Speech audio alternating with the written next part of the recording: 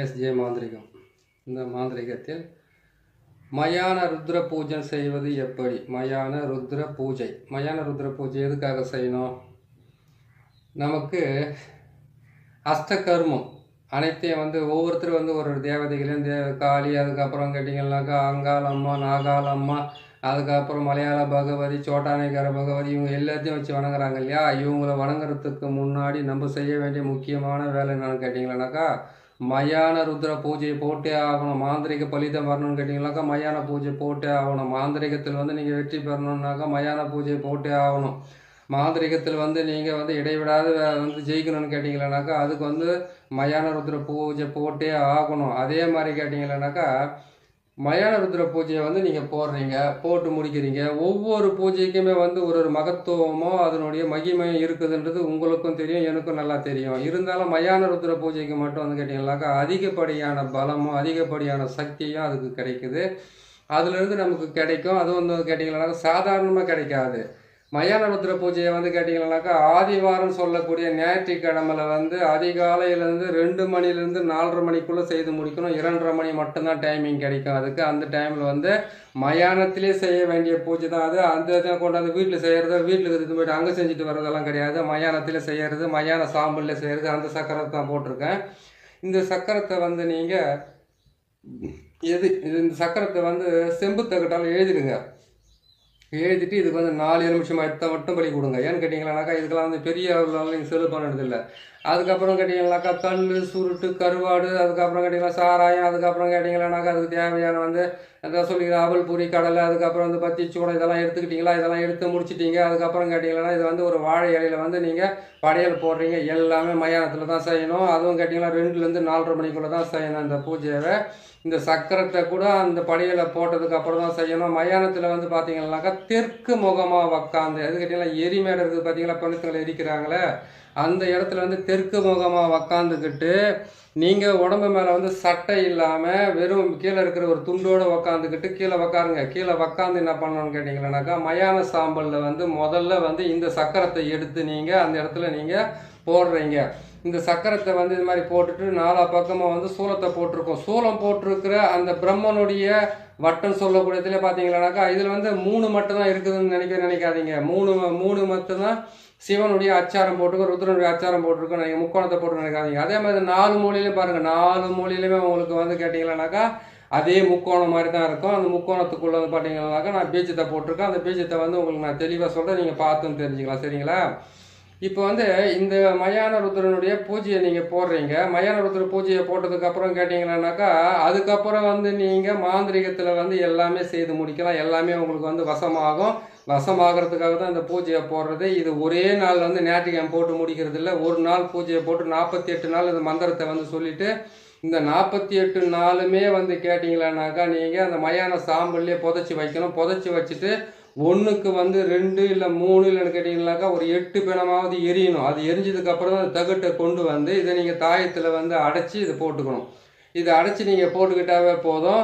உங்களை பார்த்த உடனே பேய் பிசாசு பிடிச்சவங்க கூட அவங்க உங்ககிட்ட அதாவது கேட்டிங்க உங்களை பார்த்தோன்னா அவங்க உடம்புக்குள்ளே ஒரு நடுக்கம் ஏற்படும். ஒரு நடுக்கம் ஏற்பட்டு அவங்க நீங்கள் சொல்கிறபடியெல்லாம் கேட்கறதுக்கு ஆரம்பிப்பாங்க. நீங்கள் சொல்கிறபடியெல்லாம் செய்கிறதுக்கு ஆரம்பிப்பாங்க. அந்த மயான ருத்ரனுடைய சக்கரத்தையும் அந்த பூஜையும் நீங்கள் இந்த சக்கரத்தை போடுறீங்க. அந்த பூஜையை நீங்கள் போடுறீங்க. என்னைக்கு போடுறீங்க? ஞாயிற்றுக்கிழமை அன்னைக்கு விடிய காலம் 2லேருந்து 4:30க்குள்ளே இந்த பூஜையை போடுறீங்க. எங்கே போடுறீங்க? மயானத்தில் தான் போடணும். மொத்தத்தையும் நீங்கள் ரெடி பண்ணி வச்சுக்கணும். அதுக்கு முன்னால் ரெடி பண்ணி வச்சுக்கிட்டு அதுக்கப்புறம் கொண்டு போய் இது அந்த மாதிரி அதுக்கு என்ன பண்ணி கேட்டீங்கன்னாக்கா தெற்கு முகமாகவே தான் நீங்கள் உக்காரணும். தெற்கு முகமாக தான் விளக்கேற்றி வைக்கணும். எந்த எண்ணெயில் ஏற்றி வைக்கணும்? நல்ல எண்ணெயில் ஏற்றி வைக்கலாம், விளக்கெண்ணெயில் ஏற்றி வைக்கலாம்.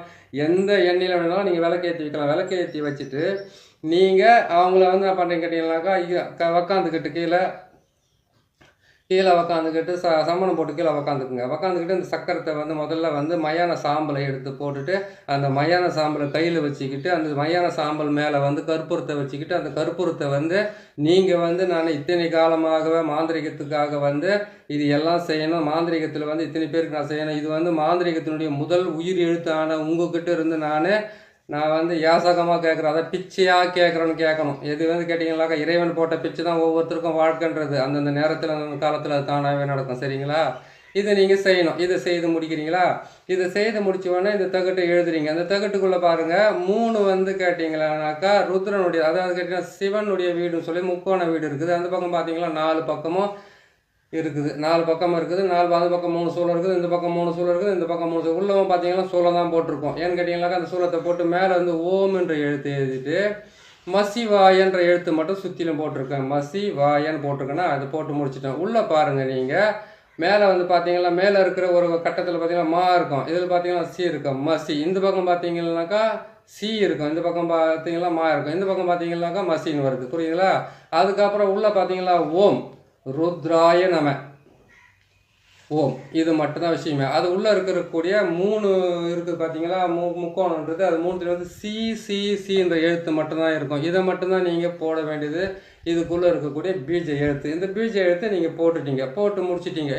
இதுக்கு என்ன பண்ணீங்க, கல் சாராயம் சொல்லக்கூடிய கொஞ்சம் அதுக்கிட்ட மது மாமிசம் இருக்கணும் எப்பவுமே. வந்து ருத்ர பகவானுக்கு வந்து மது மாமிசம், அதுக்கப்புறம் கேட்டிங்கன்னாக்கா எல்லா விதமான கலைகளிலும் வந்து தேர்ச்சி பெற்று இருக்கிறதுனால வந்து இதை நீங்கள் செய்து முடியும். செய்து முடிச்சிட்டிங்க.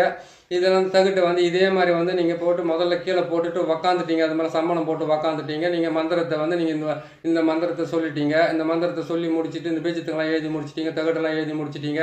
அதுக்கப்புறம் வந்து கேட்டிங்களானாக்கா நான் சொன்ன மாதிரி வந்து அந்த கையில் வந்து மயான சாம்பலை கையில் எடுத்து வச்சுட்டு அதில் கற்பூரத்தை கொளுத்திட்டு அந்த கற்பூரத்தை வந்து அதாவது கேட்டிங்களா அதில் இருக்கும்போது வந்து உங்களுக்கு வந்து உடல்கட்டு மந்திரத்தை போட்டுங்க. ஒன்று சொல்லட்டுங்களா, இடுகாட்டில் மட்டும்தான் பயமே இருக்கும் நம்மளுக்கு. ஏன்னு கேட்டிங்கனாக்கா அங்கே தான் வந்து இந்த ஹரிச்சந்திர கதையெல்லாம் சொல்லுவாங்க. அதுக்கப்புறம் இவன் செஞ்ச பாவம், அது செஞ்ச புண்ணியம், என்னது பசு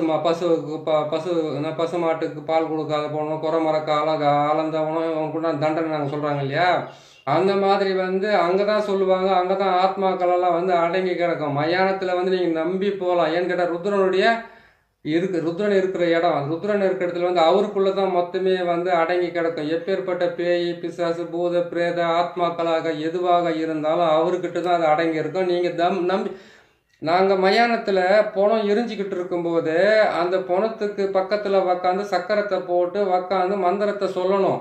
அந்த மந்திரத்தை சொல்லிக்கிட்டு உக்காந்துக்கிட்டே இருக்கும்போது என்ன பண்ணாக்கா பணம் வந்து பாதியில் எழுந்திரிச்சு உக்காந்துக்கணுன்னா அங்கே பக்கத்தில் வெட்டியாக வந்து என்ன பண்ணுவாருன்னு கேட்டிங்கனாக்கா ஒரு கொம்பு எடுத்துன்னு போய் நெஞ்சு மேலே அடிப்பார். அடித்தோன்னு அப்படியே கீழே சாயும். அது எந்திரிச்சு உக்காரும்போது நம்ம ஈரக்கோலையே நடுங்குற மாதிரி இருக்கும் ஆரம்பத்தில். இப்போல்லாம் வந்து கேட்டிங்கனாக்கா அது எரிஞ்சிக்கிட்டு இருக்கும்போது பக்கத்தில் உக்காந்து மந்திரம் சொல்கிற அளவுக்கு வந்து நமக்கு எல்லா விதமான ஒரு இதுவும் கடவுள் வந்து கொடுத்துருக்குறாரு. ஒரு டைமில் மட்டும்தான் அப்படி பயந்துக்கிட்டு இருந்தோம். இப்போ அந்த பயமெல்லாம் அவ்வளோ இல்லை. அதனால் நீங்கள் என்ன பண்ணி கேட்டிங்கன்னாக்கா மயானத்துக்கு போகிறதுக்கு பயப்பட வேண்டிய அவசியமே கிடையாது. செத்ததுக்கு அப்புறம் எங்கே போக போகிறோம், கடைசி அங்கே தான் போய் நிற்க போகிறோம். அது இப்பயே போகலாம், ஒன்றும் தப்பே கிடையாது. ஏன்னு கேட்டிங்கன்னாக்கா ஃபஸ்ட்டு நான் போகும்போது கூட சரியா எப்போ என்னடா செத்து போய் பணத்துங்களை போச்சு ஒரு இடத்துல இருந்து குடும்பம் உட்கார வைக்கிறானுங்களே, இவன் மாதிரிங்காரன் தானா வேறு என்னன்னு கூட தெரிஞ்சவங்களுக்கு ஒரு பயமோ ஒரு நடுக்கமோ ஒரு மனசுக்குள்ள ஒரு கிளியும் இருந்தது. நாள் பட தான் தெரியுது. அது ருத்ரபூமிக்குள்ளே வந்து எதுவுமே இல்லை. ஆனால் இடுகாட்டில் எல்லாமே இருக்குது. நல்லா செத்தவனும், நாரி போய் செத்தவனும், அதுக்கப்புறம் வந்து துர்மரணம் ஏற்பட்டவனும், அதுக்கப்புறம் கேட்டிங்கன்னாக்கா எப்படி மாண்டானுங்களோ மாண்டனுடைய ஆத்மா மொத்தம் இடுகாட்டு தான் இருக்குது. அந்த இடுகாட்டு பூஜை எப்படி போடுறது, அந்த இடுகாட்டு பூஜை வந்து எந்த நேரத்தில் போட்டாக்கா சில விஷயத்துக்களை சாதிக்கலான்றதை நான் இன்னொரு பதிவில் போடுறேன். சரிங்களா? இடுகாட்டு பூஜைன்றது ரொம்ப மோசமானது, ரொம்ப மோசமானது. அது நான் உங்களுக்கு பொறுமையாக போட்டு சொல்கிறேன். இப்போதுக்கு இதை செய்யுங்க. இதை செய்து முடிச்சுட்டு 48 நாளுமே வந்து பார்த்தீங்கன்னாக்கா அதுக்குள்ளே வந்து ஒரு 3 பிணமாவது அதில் எரியணும். அப்படின்னு கேட்டால் 8 பிணம் எரியணும். அதாவது கேட்டால் 8 முடிஞ்சால் பாருங்களேன், 3 எரிஞ்சால் கூட பரவாயில்ல. அந்த 48 நாளுக்குள்ளே அது நடக்கணும். அப்படி நடக்கலைன்னு சொன்னீங்கன்னாக்கா அதனால் கொஞ்சம் வெயிட் பண்ணி தான் அது எடுக்க வேண்டியதாக இருக்கும். அதுக்கப்புறம் அந்த தகுட்டை நீங்கள் கொண்டு வந்து அந்த தகுட்டை வந்து நீங்கள் என்ன பண்ணுறீங்க கேட்டீங்கன்னாக்கா ஒரு தாயத்து ஒன்று வாங்கிக்கோங்க. அந்த தாயத்துக்குள்ளே வந்து இதை போட்டு அடைச்சிக்கோங்க. அடைக்கிறதுக்கு முன்னாடி வந்து இதுக்கு இன்னொரு படையில் நீங்கள் போடணும். இன்னொரு படையில் போட்டு அவருக்கு வந்து கேட்டிங்கன்னாக்கா நான் செய்யக்கூடிய எல்லா விதமான அஷ்டகர்மங்களுக்கும் பக்கத்துணையாக இருந்து பூத பிசேச ஆத்மாக்களுக்கெல்லாம் வந்து எனக்கு கட்டுப்பட்டு இருக்கிறதுக்கு உண்டான வழிகளை வந்து நீங்கள் சொல்லுங்கள். மந்திரத்தை சொல்கிறேன் நான், இப்போ மூல மந்திரத்தை நான் சொல்கிறேன். அதுக்கு முன்னாடி உங்களுக்கு சொல்ல வேண்டியது நான் சொல்லி முடிச்சிடறேன். சரிங்களா? இது வந்து என்ன பண்ண கேட்டிங்கன்னாக்கா இதை வந்து நீங்கள் கேட்டுக்குங்க. அங்கே தான் கேட்கணுமே. நான் போனேன், நான் புஸ்தகத்தை வாங்கி படித்தேன், நான் வந்து உட்காந்து நான் இந்த சாமியை சித்தி பண்ணிக்கிறேன், அதெல்லாம் கிடையாது. ருத்ர பகவான்கிட்ட நீங்கள் வாக்கு வாங்காமல் அவருடைய ஆசீர்வாதம் வாங்காமல், ஏன்னு கேட்டிங்கன்னா அந்த நமச்சிவாயான்ற அந்த எழுத்துல தான் உங்களுக்கு மாந்திரிகமாக அஷ்டகர்மமாக அடங்கி இருக்குது. அவருடைய உரிமை இல்லாமல் அவருடைய அனுமதி இல்லாமல் உன்னால் அதை பெற முடியாது. நாங்கள்லாம் வந்து மாதக்கணக்கில் வந்து மயானத்துலேயும் மந்திரத்தை சொல்லிவிட்டு இடுப்பு வரைக்கும் இருக்கிற தண்ணியிலையும், கழுத்து வரைக்கும் இருக்கிற தண்ணியிலையும், தொப்புள் வரைக்கும் இருக்கிற தண்ணியிலையும், முழங்கால் இருக்கிற தண்ணியிலையும் வந்து மந்திரத்துங்களை சொல்லியிருக்கோம். அந்த அளவுக்கு சொல்ல வாசி தான் உங்களுக்கு வந்து சரளமாக நான் சொல்லி காட்ட வேண்டிய நிலைமையாக இருக்குது. அதனால் நீங்கள் என்ன பண்ணுறீங்கன்னு கேட்டிங்கன்னா, இந்த சக்கரத்தை போட்டு முதல்ல அவர்கிட்ட இருந்து நீங்கள் அனுமதியை வாங்கிக்கிட்டு வாங்க. அந்த அனுமதியை கிடைக்காம அஷ்ட கருமம்னு சொல்லக்கூடிய கருமங்கள்லாம் என்ன செய்வாங்க? கழிக்கிறது, உடைக்கிறது, எரிக்கிறது, அதுக்கப்புறம் தரிக்கிறது, புதைக்கிறது, இது தானே அஷ்டகர்மம் எல்லாமே. அந்த அஷ்டகர்மத்தை அங்கேருந்து நீங்கள் பெற்றுக்கிட்டு வந்தால் தான் சரியாக போச்சு. எனக்கு வந்து ஒவ்வொருத்தருக்கும் இயற்கையாகவே அமையிறது எப்படின்னு கேட்டிங்கன்னாக்கா, நல்லா கேட்டுக்குங்க. எல்லாமே இருப்பாங்க. அவங்க வந்து ஒரு மையை வாங்கி வச்சுக்கிட்டு இருப்பாங்க. அவங்க வந்து புருவத்தில் வச்சுக்கிறாங்களா, இல்லைன்னு கேட்டிங்கன்னா நெத்தியில் வச்சுக்கிறாங்களா. அவங்களுக்கு வந்து ஒரு ஆத்மா வந்து காதில் சொல்ல, அவங்க வந்து குறி சொல்கிற மாதிரி சொல்கிறதுக்கு ஆரம்பிப்பாங்க. அதெல்லாம் இருக்கும்போது இதுவும் இருக்குது, நம்பி நீங்கள் போய் செய்யலாம். புரியுதுங்களா? இது செய்து நீங்களும் சாதிக்கலாம். உங்களாலே வந்து வாழ்க்கையில் வெற்றி பெற முடியும். அந்த வெற்றிக்கு முதல் மூச்சு எழுத்துன்னு சொல்லக்கூடிய அந்த நமச்சிவாய் என்று சொல்லக்கூடிய ருத்ர பகவான்னு எங்கே இருந்தாலும் அங்கேருந்து நீங்கள் பெற்றுக்கிட்டு வந்தால் தான் எல்லாமே வரும். மயானத்துக்கு போயிட்டு வந்தோம்னா கை கால் மூஞ்சி கழுவின்னு வரணுமே, என்ன பண்ணுறதுன்னு கேட்டேன்னாக்கா, தேவையில்லாதவன் செத்து போயிட்டான்னாக்கா அவங்ககிட்ட போய் நீங்கள் டான்ஸ் ஆடிட்டு வந்தீங்கன்னாக்கா நீங்கள் என்ன பண்ணணும்? வந்து கை கால் மூஞ்சி தான் கழுவிட்டு போய் உட்கார வேண்டியதாக இருக்கும். இன்னொன்று பார்க்க போனாக்கா, ஒவ்வொரு மனுஷனுமே வந்து வாழும்போது தான் நரக வாழ்க்கை வாழ்ந்துனுங்கிறான். செத்ததுக்கு அப்புறம் அவன் தெய்வலோகத்தை போய் சேர்றான். ஏன்னு கேட்டிங்கனாக்கா, அந்த உடம்பு அந்த உயிர் வாடகைக்காக வாங்கிட்டு வந்ததுக்காக என்ன ஆட்டம், என்ன ஒரு நல்லது செய்கிறதும் கெட்டது செய்கிறதும், ஒருத்தனுக்கு விரோதி ஆகிறதும், ஒருத்தனுக்கு இது ஆகிறது, எப்படியோ வாழ்க்கையில் வாழ்ந்து போய் இறந்து போனோம். அவங்கக்கிட்ட நமக்கு எதுக்கு மனசுக்குள்ளே வந்தது விரோதம்? அவங்க இறந்தவங்க மொத்தம் தெய்வத்தினுடைய இதில் போய் சேர்ந்துடுறாங்க, ஐக்கியமாயிடுறாங்க. அதனால் நீங்கள் அங்கே மயானத்தில் போயிட்டு நீங்கள் பூஜை போட்டு வரதுல ஒன்றும் தப்பே கிடையாது. இடுகாட்டில் போய் பூஜை போகிறதுக்கு தான் வந்து ரொம்ப கஷ்டப்படும். இது ஞாயிற்றுக்கிழமை அன்றைக்கி வந்து நீங்கள் விடிய காலம் 2 மணிக்கு போங்க. 12 மணிக்கு மேலே 2 மணி இருக்குது இல்லையா? அப்போ போய் உக்காந்து இந்த பூஜை போட்டுட்டு வந்துட்டீங்கன்னாக்கா, அதுக்கப்புறம் 48 நாள் பொறுத்து வந்து இந்த தகட்டை கொண்டு வந்து நீங்கள் தாயத்தை அடைச்சி போட்டுக்கலாம். தாயத்தை நீங்கள் போட்டிங்கன்னாவே போதும், உங்களுக்கு வந்து அஷ்டகர்மம் உங்கள் வசப்படும். நம்பிக்கையோடு நீங்கள் செய்யலாம். சரி, அஷ்டகர்மத்துக்கு உண்டான மந்திரத்தை நான் சொல்கிறேன். அந்த மந்திரத்தை வந்து நீங்கள் இந்த தகுடு எழுதும் போது எழுதி முடிச்சதுக்கப்புறமா அதுக்கப்புறம் கேட்டலாம் இது வந்து கேட்டலாம் 48 முறையிலேருந்து 108 முறை கண்டிப்பாக சொல்லி தான் ஆகணும். அதை நீங்கள் சொல்லுங்கள். அதுக்கு உண்டான வழியும் அதுக்கு உண்டான பலனும் உங்களுக்கு நிறையாவே கிடைக்கும். மாந்திரிகத்தில் வந்து எல்லா விதமான சித்துக்களும் நீங்கள் ஆறத்துக்கு உண்டான வழி அவர் காட்டுவார். வாசலில் அவர் கையில் பூட்டை கொடுத்துப்புட்டு, சாவியை அவர் கையில் கொடுத்துப்புட்டு பூட்டை வச்சுக்கிட்டு நம்ம இங்கே பார்த்தாலும் ஆகிட்டு உட்காந்தோம், எங்கேருந்து வந்து நமக்கு வந்து மாந்திரிகம் வரும், அங்கே செஞ்சால் தான் இங்கே வரும். அது மாதிரி செஞ்சு முடியுங்க. சரிங்களா? மந்திரத்தை சொல்கிறேன் பாருங்கள். இந்த மந்திரத்தை பொறுத்த வரைக்கும் ரொம்ப முக்கியமான மந்திரம். தெய்வ ஞாபகம் வச்சு பொறுமையாக சொல்கிறேன், எழுத்து கூட்டின்னு சொல்லி விட்டுறேன் நான். ஓம் ருத்ராய நம, ஓம் ஆம் ஓம் நம சிவாயா. மாசான ருத்ரா, சகல தேவதைகளும் பூத பிரேத ஆத்மாக்களும் பிரம்ம ராட்சதங்களும் சர்வமும் உன்வசம். உன்னை நினைத்தேன், பாதம் பணிந்தேன், அஷ்ட கர்மமும் அடியனுக்கு அருள்வாய். இஷ்ட தெய்வமாய் நீ என்னை காப்பாய். ஓம் நம சிவாயா, ஓம் நம சிவாயா சுவாஹா. இதுதான் இதனுடைய மந்திரம். இந்த மந்திரத்தை உக்காந்து 108 முறை சொல்லுங்கள். முதல்ல இந்த மந்திரத்தை 108 முறை சொல்லி அதுக்கப்புறம் ஒவ்வொன்றா நீங்கள் செய்துக்கிட்டு வாங்க. 48 நாள் பொறுத்தது இதை அடைச்சிக்குங்க. இதை விட வந்து கேட்டிங்கன்னாக்கா, மாந்திரிகத்தில் வந்து ஜனமே வரமாட்டேங்கிறாங்க. ஜனமே நமக்கு வந்து அதுக்குன்னு ஒரு மூலிகைங்கள்லாம் இருக்குது. அந்த மூலிகைங்களெல்லாம் வேரா பின்னி அதுக்குள்ள வந்து இந்த நம்ம ஆம்ஸ் இருக்குது பார்த்தீங்களா, 4 ஆம்ஸ் இருக்குது பார்த்தீங்கன்னா, ஆம்ஸில் வந்து பார்த்தீங்கன்னாக்கா ஒரு இது மாதிரி போட்டு நிற்பாங்க, என்னது காப்பு மாதிரி போட்டுருப்பாங்க பார்த்தீங்கன்னா. அதில் வந்து 108 மூலிகைகள் அடைக்கிறது இருக்குது, வேருங்களை அடைச்சி போட்டுக்கிறது இருக்குது, கழுத்தில் போகிறதுல வேருங்களை போகிறது இருக்குது. அதெல்லாம் உங்களுக்கு நான் ஒவ்வொன்றா சொல்லிக்கிட்டு வரேன். ஜனவசியத்துக்கு தனவசியத்தை விட முதல்ல மாந்திரிகத்தினுடைய ரகசியம் என்னான்னு தெரிஞ்சாவே போதும், உங்களுக்கு எல்லாமே ஈஸியாகவே வரும். சரிங்களா? இந்த மந்திரத்தை வந்து நீங்கள் தெளிவாக உக்காரும் போது சொல்லுங்கள், எந்திரிக்கும் போது சொல்லுங்கள், நீங்கள் படுக்கும்போது சொல்லுங்கள். எப்பவுமே இந்த மந்திரத்தை சொல்லிக்கிட்டுருங்க. எப்படிடா நம்ம மயான ருத்ரனுடைய மந்திரத்தை சொன்னோம்னாக்கா வீட்டுக்குள்ளே எதுவும் ஆகுமா? எதுவுமே ஆகாது. அவர் ருத்ர மட்டும் நான் குடும்பத்தோடு வாழாமல் குடிச்சவத்தில் வாழ்ந்துருந்தார். அவரு கூட தான் குடும்பம் பிள்ளைகள் அவருக்கு வந்து எல்லாமே இருந்தாங்க. எதுக்குன்னு கேட்டிங்களேனாக்கா, அவர் எல்லா ஜனங்களும் வந்து இருக்கிற பாவத்துங்களெல்லாம் வந்து சொல்லி அவர் பாவத்தை தாங்க முடியாது. அந்த இடத்துல நம்ம வாழ்ந்துட்டு வந்தாங்க. புரியுதுங்களா? அப்பேற்பட்ட ஹரிச்சந்திரன் அரசனாக வாழ்ந்த ஹரிச்சந்திரனை மயானத்தில் போய் பிறத்துகள் வச்சுன்னு உக்காந்துக்கிறாருன்ற ஒரு பெரிய கதையே இருக்குது. புரியுதுங்களா? அப்படி இருக்கும்போது வந்து அங்கெல்லாம் போகிறதுக்கு பயப்பட வேண்டிய அவசியமே கிடையாது. தாராளமாக போகலாம், தாராளமாக செய்யலாம். அவரை நம்பி போனவங்களை யாரும் கைவிடுறதில்லை. என்னைக்கு இருந்தாலும் ஒரு நாளைக்கு அங்கே தானே போய் நம்ம விழ போகிறோம்.